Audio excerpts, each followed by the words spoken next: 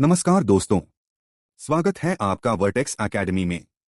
अगर आप English literature और इंग्लिश ग्रामर की एग्जाम ओरिएंटेड तैयारी कर रहे हैं तो यह चैनल आपके लिए है। यहाँ हम कठिन से कठिन विषयों और कहानियों को आसान हिंदी में विस्तार से समझाते हैं ताकि आपका कॉन्सेप्ट भी क्लियर हो और एग्जाम प्रिपरेशन भी स्ट्रॉन्ग बने। दोस्तों, आज हम पढ़ने जा रहे हैं आर के नारायण के प्रसिद्ध स्टोरी कलेक्शन मालगुडी डेज की स्टोरी नंबर 2 द मिसिंग में। लेकिन कहानी शुरू करने से पहले एक सवाल। अगर आपके सामने एक तरफ आपका सरकारी कर्तव्य हो और दूसरी तरफ किसी बेटी का पूरा भविष्य, तो आप किसे चुनेंगे? क्या एक डाकिया इंसानियत के लिए अपना फाराजा तोड़ सकता है? इसी सवाल का जवाब देती है आज की यह बेहद भावुक और दिल को छू लेने वाली कहानी। तो चलिए, बिना किसी देरी के शुरू करते हैं। थाना पा मालगुडी का एक साधारण पोस्टमैन था, लेकिन पूरे शहर के लिए वह सिर्फ चिट्ठियां पहुंचाने वाला व्यक्ति नहीं था, बल्कि हर परिवार का अपना सदस्य था। उसे लोगों के सुख दुख, उनकी आदतें, उनके सपने, यहां तक कि उनके पारिवारिक रहस्य भी पता थे। इन्हीं परिवारों में से एक था रामानुजम का परिवार। रामानुजम रेवेन्यू डिवीजन ऑफिस में सीनियर क्लर्क था और विनायक मुदाली स्ट्रीट के नंबर 10 पर रहता था। थानाप्पा और रामानुजम का रिश्ता केवल डाकिये और ग्राहक का नहीं था, बल्कि वर्षों पुरानी दोस्ती का था। जब रामानुजम की बेटी कामाक्षी पैदा हुई तो सबसे पहले शुभकामनाएं देने वालों में थानाप्पा भी शामिल था। समय बीता, कामाक्षी अब 17 साल की हो चुकी थी, लेकिन अब एक नई चिंता सामने थी, उसकी शादी। कामाक्षी के फादर इन लॉ, ससुर बनने वाले नहीं बल्कि रामानुजम के होने वाले समधी, लगातार दबाव बना रहे थे कि जल्दी से जल्दी लड़की की शादी कर दी जाए। उन्होंने पहले ही 5,000 रुपए अग्रिम दे रखे थे, लेकिन कोई अच्छा रिश्ता तय नहीं हो पा रहा था। रामानुजम और उसका परिवार दिन प्रतिदिन चिंता में डूबता जा रहा था। यह सब देखकर थानाप्पा ने एक लड़के का जिक्र किया जो दिल्ली में नौकरी करता था और 200 रुपए प्रति माह कमाता था। दोनों परिवारों के बीच चिट्ठियों का आदान प्रदान शुरू हुआ। फिर मुलाकात हुई और रिश्ता लगभग तय हो गया।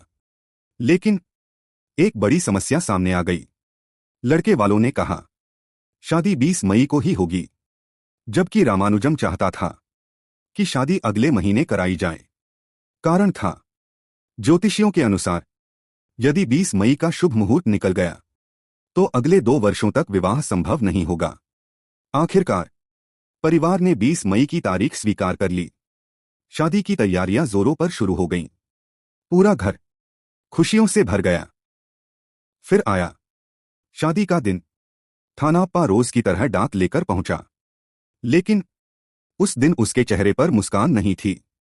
वह चुप था, गंभीर था, और उसके हाथ में एक टेलीग्राम भी था। लेकिन उसने वह टेलीग्राम रामानुजम को नहीं दिया। शादी सफलतापूर्वक संपन्न हो गई। दुल्हन की विदाई भी हो गई।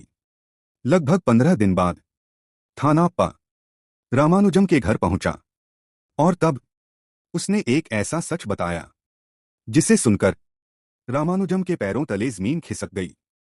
असल में शादी वाले दिन रामानुजम के पैटर्नल अंकल की मृत्यु हो चुकी थी। यह सूचना उसी टेलीग्राम में थी जिसे थानाप्पा ने जानबूझकर छिपा लिया था। क्यों? क्योंकि यदि वह टेलीग्राम उसी दिन दे देता तो पूरे हिंदू रीति रिवाजों के अनुसार शादी तुरंत रोक दी जाती और शायद कामाक्षी की शादी 2 साल तक टल जाती। एक बेटी की पूरी जिंदगी अंधेरे में चली जाती। थानाप्पा ने अपने सरकारी कर्तव्य का उल्लंघन किया, लेकिन एक पिता का दर्द और एक बेटी का भविष्य बचा लिया। रामानुजम गुस्से में था। उसने कहा वह थानाप्पा की शिकायत करेगा। थानाप्पा यह सब जानता था। उसे अपनी नौकरी जाने का भी डर था, लेकिन उसे इस बात का कोई पछतावा नहीं था, क्योंकि उसके लिए उस दिन इंसानियत सरकारी नियमों से कहीं बड़ी थी। यही यह मार्मिक कहानी एक अनिश्चित अंत के साथ समाप्त हो जाती है। तो दोस्तों, यही थी आर के नारायण की मालगुडी डेज की स्टोरी नंबर 2 द मिसिंग में। यह कहानी हमें सिखाती है कि कभी कभी जीवन में ऐसे निर्णय लेने पड़ते हैं जहां कानून और इंसानियत आमने सामने खड़े होते हैं। अब मैं आपसे एक सवाल पूछना चाहता हूं। अगर आप थानाप्पा की जगह होते तो क्या करते? क्या आपने उसके निर्णय को सही माना या वह अपने कर्तव्य से भटक गया?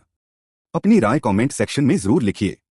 मैं आपके हर विचार को पढ़ना पसंद करूंगा। अगर आपको यह एक्सप्लेनेशन पसंद आई हो और आप चाहते हैं कि मालगुडी डेज की बाकी सभी कहानियां भी इसी आसान और एग्जाम ओरिएंटेड तरीके से समझाई जाएं, तो इस वीडियो को लाइक करें, अपने दोस्तों के साथ शेयर करें और वर्टेक्स एकेडमी को सब्सक्राइब करके बेल आइकन जरूर दबाएं ताकि आने वाली कोई भी वीडियो आपसे मिस न हो। धन्यवाद।